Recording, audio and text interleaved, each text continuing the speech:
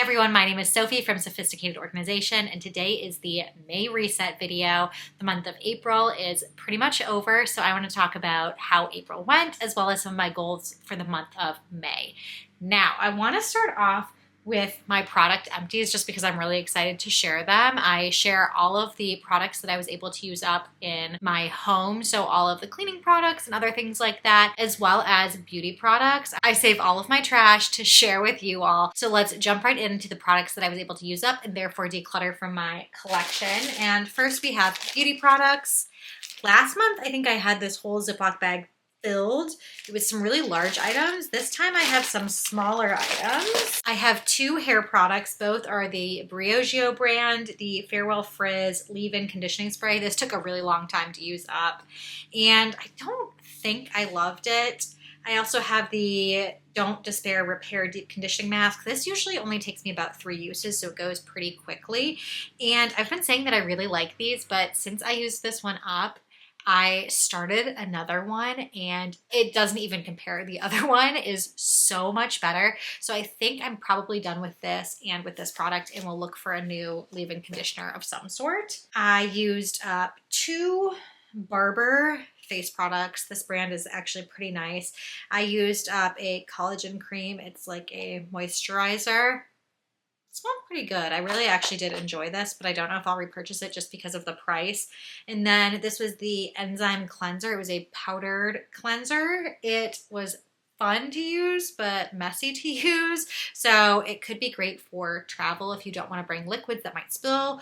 But at home, it was just a little bit of a hassle to use, so probably won't repurchase that either. I have the Better Than Sex Too Faced Mascara. This I really, really enjoy. I've used this a few different times. I got this on sale. I do like the L'Oreal for a drugstore brand, but if I'm going to go to a more luxury brand, the Too Faced one I really enjoy. I used up a razor, so I kept that, as well as I didn't finish off a full thing of toothpaste. I did have a mini one that I traveled and used up the rest when I got home. So those are all of my beauty products. Slowly moving through my collection, trying not to bring in more and therefore decluttering that way. For my home products, I kept everything in this bin, which was very handy. This is just the Cascade Platinum. We get this from Costco, so I used up one of those whole bins. I'm going to dump it out. I used Soft Scrub. This is one of my favorite cleaning tools, especially for the kitchen. It is a gentle, non-abrasive cleaner, but it does have a little bit of a grit to it, so you can use it to get off things that are really stuck on. It's great to clean out the sink, to clean out pots and pans and all of that. They also have some with bleach in them that are meant more so to use for the bathroom, but a great product if you've never used Soft Scrub before. These are both from Hum Dry. It's a company that sent me these products a while back, and they are like deodorizers, and I've been using them in Owen's diaper pail. So this is a Lavender Breeze one. It's larger, and then this small one is one that I stuck in the top of his diaper pail, and it is lemon scent. It's just a little circle that you peel off and sticks.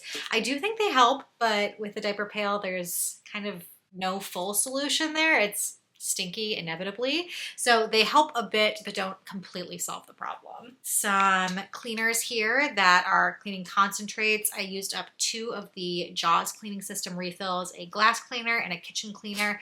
I like this system a lot to use in my refillable spray bottles, as well as I used up this Back to Earth all-purpose cleaner concentrate. This one smells so good, and I got this as a part of a subscription box. It's part of the Balanced Company boxes. I get their snack boxes and their home boxes, and this came in the home box along with some other home decor items. I got a throw blanket and a charcuterie board with cheese knives, some home decor, cleaner, a little thing to grow plants in. Really cool products, and this is not sponsored. They do send me the boxes, but they don't pay me or anything to promote them. I do have a discount code that I asked them for and they gave me. So if you want to try any of their boxes, they also have a pantry box with other food items, a discovery box, but they gave me a discount code. So I will include that in the description box below if you're interested in trying a subscription box service. That is a small business run by women and a really, really great company. So that is it for all of the products that I was able to use up and declutter. Let's talk about how the month of April went and some upcoming goals for the next month. So April was pretty busy. We had Passover and Easter. If you don't know, I'm Jewish and my husband's Catholic, so we celebrated both, which was really fun. I took my first work trip to New York and got to meet my coworkers. I started this job right after Thanksgiving, so that was really fun. I had dinner with everyone and then worked from the office the next day, so it was a quick, actually impromptu trip. They only gave me a couple weeks notice, which was completely fine because it was only 2 days, and really enjoyed that. Looking forward to the next time I get to see all of my coworkers in person, which I think is going to be August. It was going to be July, but I think we've moved it to August at this point. So I have a little while to wait, but back to seeing everybody on the screen. If you are somebody who's done remote and in person, I'm curious, are you missing, if you're still remote, going into the office, or do you like being working from home? If you're working from home, I'm kind of torn between the two. I find that it requires a lot of self-discipline to work from home, especially trying to get in a workout and get yourself dressed every day. And it depends on if you work in an environment where you have to be on video. My last job, a lot of times I never turned on my video, so it was much more difficult to motivate myself to get together in the mornings. And because this company, they are mostly an on video type company, I do put myself together a lot more, but a lot of times I'm wearing like yoga pants on the bottom or something a lot more casual because I am just at home. So I missed the feeling of being in the office though when I was in New York, and kind of was thinking like, this is so nice to be around people, but there are obviously huge benefits to working from home, and I don't think I would trade that. I just for a minute there missed being in an office. So I think that'll tie into my goals for the month of May, which I'll explain in just a second. I also, besides the trip to New York, had a trip to California with my family, and we stayed with them for a week, which was really fun. And then I drove to Arizona to be with one of my friends for her bachelorette party.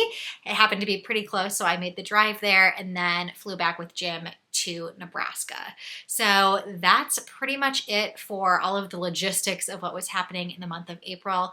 I think I was pretty successful with some of my goals. I did try to continue with moving some of those intentional purchases I had in the previous month. So I was really focused on getting artwork, for example, for our living room.